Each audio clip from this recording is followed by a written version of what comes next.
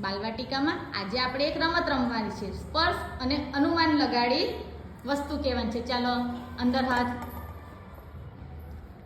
ફેવિકોલ. શું છે? Fevicol. Very good. ચાલો ફાતેમાબેન બોલશે. ફૂલ. હે? ફૂલ.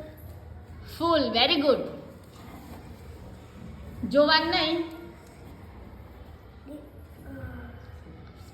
સ્ટેપલર. સ્ટેપલર. Very good. બહુ હોશિયાર છે છોકરાઓ.